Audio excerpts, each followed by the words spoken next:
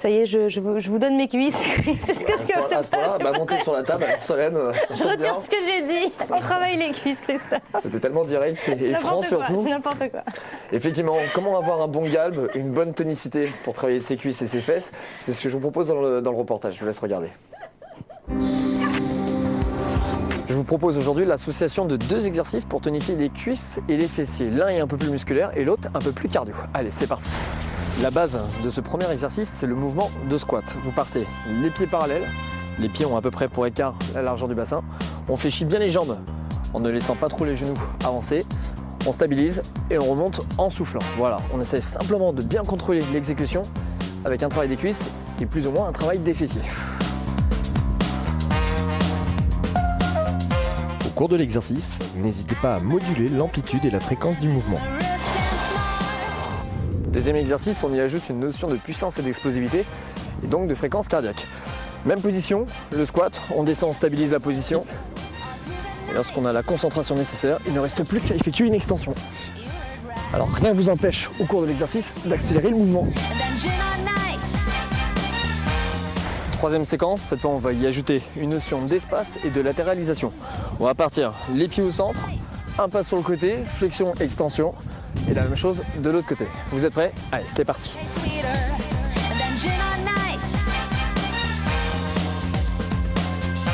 3 mouvements, 3 intensités différentes, mais surtout 3 exercices complémentaires pour tonifier, renforcer les cuisses et les fessiers et solliciter le cardio. Allez, je vous laisse composer votre programme. À bientôt.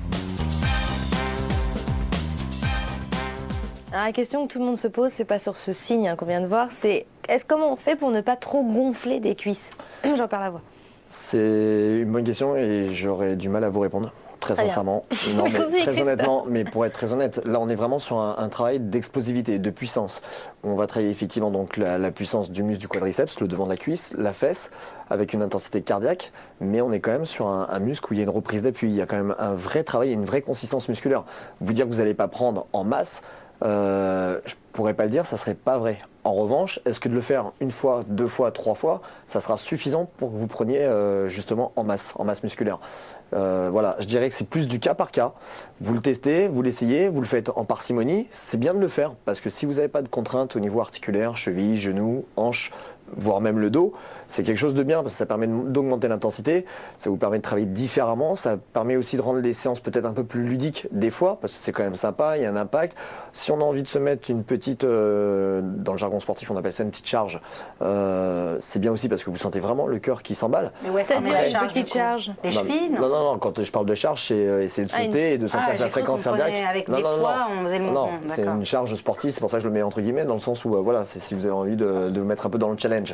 Après, si vous prenez vraiment du volume, vous allez vite vous en rendre compte et dans ce cas-là, vous ferez quelque chose de différent, de complémentaire. On freine un peu dans ces cas-là, on arrête un peu? Vous ne ferez pas forcément ce genre d'exercice, vous ferez plus du galbe avec des exercices contrôlés, des abdos, des fessiers classiques.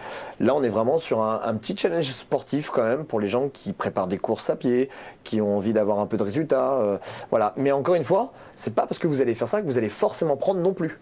Je rassure aussi, ça peut être tout l'un ou tout l'autre, donc ça dépend du morphotype de la personne. Souvent quand on travaille trop ses cuisses, ça m'est arrivé, on ne peut plus rentrer dans son jean parce que c'est vrai qu'on prend en volume. Est-ce qu'en parallèle vous mangez bien et vous mangez équilibré? Est-ce que vous mangez correctement?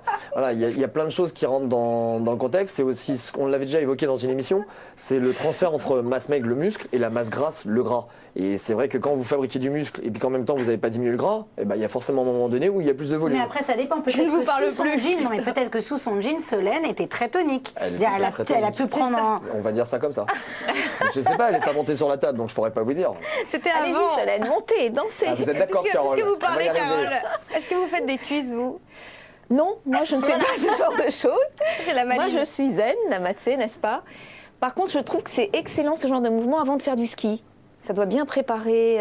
Ça peut être effectivement, ça peut être une très très bonne préparation, modérément parce qu'on ne peut pas faire ce genre de saut sans échaud, sans. Excusez-moi, je vois Solène qui se gratte le nez, donc ça me perturbe un peu. Merci, je voulais que ce soit discret. Oui. Oh, là pour le coup, ça ne l'était pas du tout.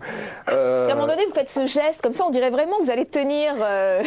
Oui, il faut le faire après échauffement. C'est tout ce que je souhaitais dire. Voilà, faites-le après échauffement, mais effectivement, pour préparer les descentes et surtout quand il fait froid, ça peut être une très très bonne préparation. D'accord, alors cet hiver, je le ferai avant de faire du ski. Justine, vous êtes une adepte, mais vous aviez déjà posé la question du fait de gonfler des Mais cuisses. c'est vrai, parce qu'à un moment donné, il m'est arrivé la même histoire que vous. C'est dingue. Non, mais et alors, on m'avait dit que mes muscles étaient engorgés d'eau. Voilà. Effectivement, non, mais il peut y avoir plein de raisons. Et puis, effectivement, c'est souvent chez la femme, on peut avoir de la rétention d'eau, on peut avoir plein de choses. Mais vous répondez pas pareil à Justine. Hein. Mais parce que Justine fait beaucoup de sport et qu'elle a déjà une masse musculaire assez dessinée. C'est mon jeu.